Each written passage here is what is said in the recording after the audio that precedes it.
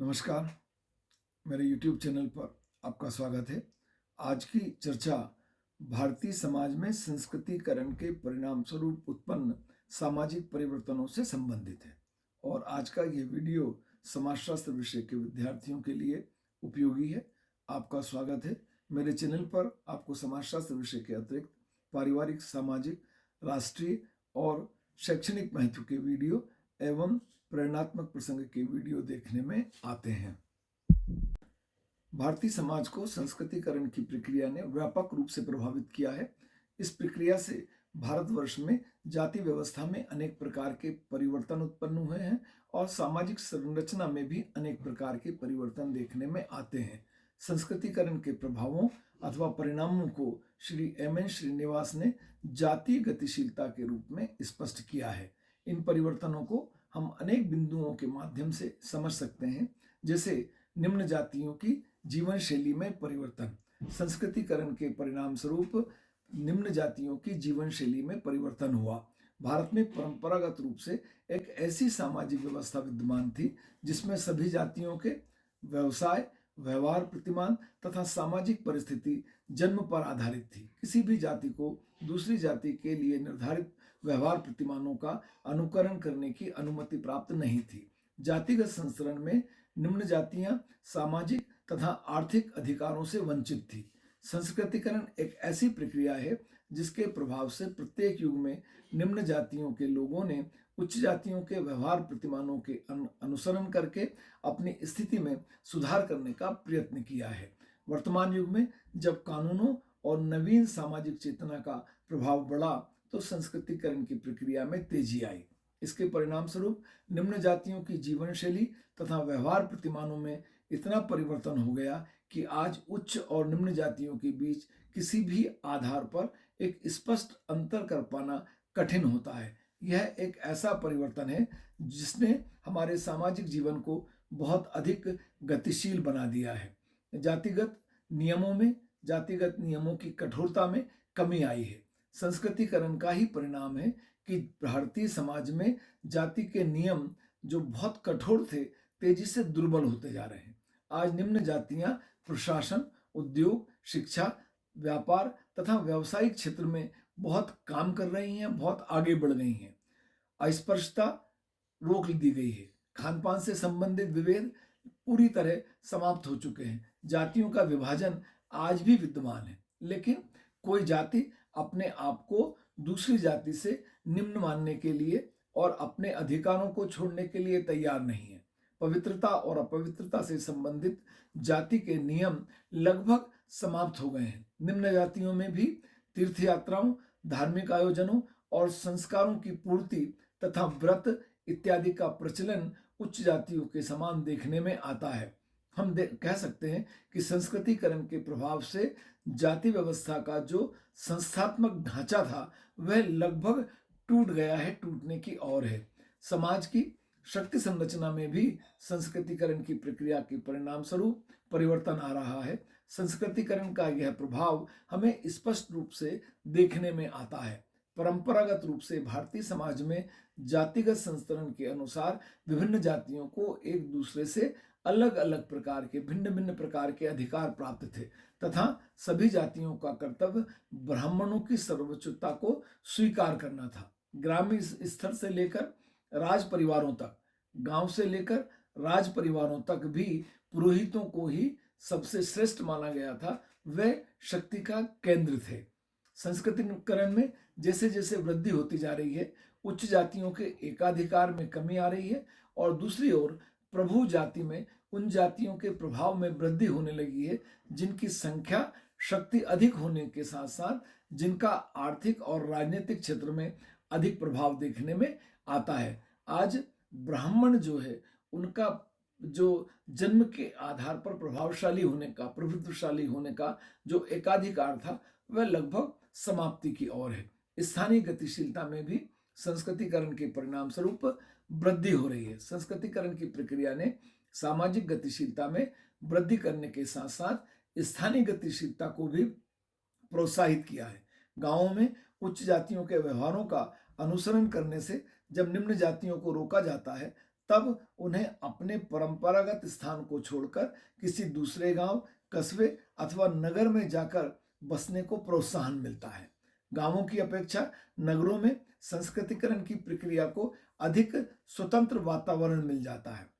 तब स्थान परिवर्तन की इस मनोवृत्ति से निम्न जातियों की सामाजिक स्थिति में सुधार का उनको एक अवसर मिलता है, लेकिन गांवों में उनके द्वारा किए जाने वाले उद्योग धंधे, व्यापार व्यवसाय पर इसका बहुत प्रतिकूल प्रभाव देखने में आता है। स्थानीय गतिशीलता जनजातियां इसलिए स्वीकार करती हैं कि उन्हें अपने उस क्षेत्र विशेष में जहां वह रहते हैं आसानी से उच्च स्थान प्राप्त नहीं होता। आसानी से वे किसी उच्च जाति का अनुसरण करने लगे और अपने आप को वैसा होने का दावा करने लगे तो इसके मान्यता प्राप्त होने में बहुत बाधा उपस्थित होती है और वह लोग विरोध करते हैं जिन उच्च जातियों का वह अनुसरण करते हैं। तो उसका परिणाम यह होता है कि वह उस स्थान विशेष को छोड़कर ऐसे बड़े स्थान पर, औद्योगिक केंद्र पर, नगर में चले जाते हैं जहां आसानी से उनकी वो मूलभूत पहचान है उसको छुपाकर वे किसी भी आदर्श समूह का, आदर्श जाति का, प्रभु जाति का अनुसरण करने कर अपने आप को ऊंचा साबित करने का प्रयास करते हैं।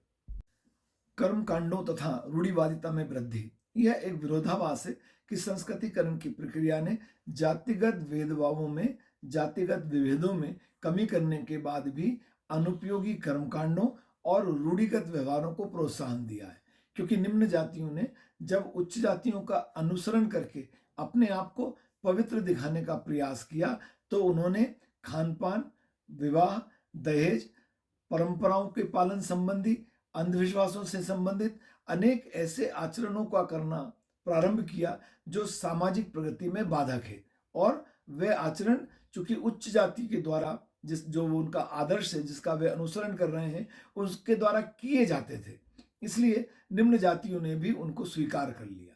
हालांकि शिक्षा के प्रभाव से उच्च जातियां जहां इन परंपरागत व्यवहारों को छोड़ रही हैं, वहीं संस्कृतिकरण की प्रक्रिया के कारण निम्न जातियों में इनका प्रभाव बढ़ता जा रहा है और इसका परिणाम यह हो रहा है कि जो रूढ़िगत कर्मकांड थे, रूढ़िवादिता थी, उनमें वृद्धि उन समूहों में देखने में आ रही है जिन्होंने निम्न जातियों के हैं परंतु जिन्होंने उच्च जातियों का अनुसरण करके अपने आप को उसके अनुसार साबित करने का प्रयास किया है। वह कठोरता से उन कर्मकांडों और रूढ़िवादिता का पालन करते हैं। अंतरजातीय संबंधों में परिवर्तन, संस्कृतिकरण का परिणाम स्वरूप एक स्वस्थ प्रभाव यह देखने में आ रहा है कि विभिन्न जातियों के मध्य संबंध बढ़ रहे हैं। संस्कृतिकरण के प्रभाव से जैसे जैसे जातियों के मध्य सांस्कृतिक विभेद समाप्त होते हैं, उनके बीच सामाजिक दूरी भी कम होने लगती है। संस्कृतिकरण ने अंतरजातीय तनावों में भी वृद्धि की है।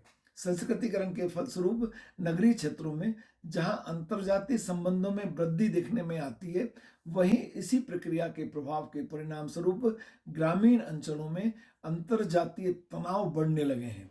गांवों में उच्च जातियों की मनोवृत्ति आज भी बहुत परंपरागत है और वह इस बात को बिल्कुल पसंद नहीं करती कि कोई निम्न जाति उच्च जातियों के व्यवहारों को अपनाकर अपनी जीवन स्थान को, अपने सामाजिक सम्मान को ऊंचा करने का प्रयास करे और इसलिए उनका विरोध किया जाता है और यह विरोध कभी कभी हिंसक भी हो जाता है। जब यह विरोध हिंसक होने लगता है, जब विरोध तीव्र होने लगता है, तो निम्न जातियां भी संगठित होकर अपने लिए उन अधिकारों को मांगने लगती हैं जिसका वह दावा करती हैं और इसके परिणाम स्वरूप ग्रामीण अंचलों में अंतरजातीय तनाव में वृद्धि भी देखने में आ रही है। एक असंस्कृतिकरण की प्रक्रिया भी देखने में आती है। भारत में जैसे जैसे संस्कृतिकरण की प्रक्रिया में वृद्धि हुई, उसके साथ ही एक ऐसी दशा को भी प्रोत्साहन मिलने लगा जो असंस्कृतिकरण है। असंस्कृतिकरण वह दशा है जिसमें उच्च जाति के लोग निम्न जातियों की जीवन शैली और व्यवहार के तरीकों को ग्रहण करने लगते हैं। उदाहरण के लिए ब्राह्मणों का कार्य यज्ञों की पूर्ति, धार्मिक क्रियाकलापों का संपादन, अध्ययन और अध्यापन करना था, लेकिन आज बहुत से ब्राह्मण चमड़े का व्यापार, शराब पीना, बीड़ी बनाने का व्यवसाय जैसे काम करने लगे हैं, खेती भी करने लगे हैं, जबकि परंपरागत सामाजिक संरचना में परंपरागत जाति संरचना में वह इस प्रकार का कार्य नहीं करते थे। उच्च जातियों में मांस और मदिरा का प्रयोग बढ़ने लगा है। यज्ञोपवीत को धारण करने का प्रचलन एक रूढ़ि के रूप में देखने में आने लगा है। संस्कारों की पूर्ति को आज आवश्यक नहीं समझा जाता। डीएन मजूमदार के अनुसार यह असंस्कृतिकरण की दशा है जिसका प्रभाव हमारे समाज में बहुत तेजी से बढ़ रहा है। भारतीय समाज में जातीय गतिशीलता को उत्पन्न करने में, स्पष्ट करने में संस्कृतिकरण की प्रक्रिया का एक महत्वपूर्ण योगदान है। संस्कृतिकरण की दशा लोकतांत्रिक व्यवस्था, शिक्षा के प्रसार, जन चेतना और नवीन प्रकार के सामाजिक कानूनों का परिणाम है जिसने संस्कृतिकरण की प्रक्रिया में तीव्रता ला दी है। कुप्पुस्वामी का कथन है कि एम.एन. श्रीनिवास ने संस्कृतिकरण की प्रक्रिया को जिस रूप में स्पष्ट किया है वह कोई नई प्रक्रिया नहीं है, बल्कि यह भारतीय समाज में विद्यमान है, परंतु एम.एन. श्रीनिवास ने केवल इसे संस्कृतिकरण के नाम से स्पष्ट किया है। संस्कृतिकरण से संबंधित विशेषताएं भारतीय समाज के इतिहास में सभी युगों में विद्यमान रही है। Doctor M.N.. श्रीनिवास ने भी यह स्वीकार किया है कि केवल संस्कृतिकरण के आधार पर ही भारतवर्ष की जाति व्यवस्था की संरचना में होने वाले सभी प्रकार के परिवर्तनों को नहीं समझा जा सकता, परंतु यह सच है कि भारत की परंपरागत जाति संरचना तथा उससे संबंधित मनोवृत्तियों में होने वाले परिवर्तनों को स्पष्ट करने में संस्कृतिकरण की प्रक्रिया ने, संस्कृतिकरण की अवधारणा ने एक अपनी बहुत उचित प्रकार की भूमिका निभाई है। आपका बहुत धन्यवाद। मैं पुनः आपसे चैनल को सब्सक्राइब करने का अनुरोध करता हूं।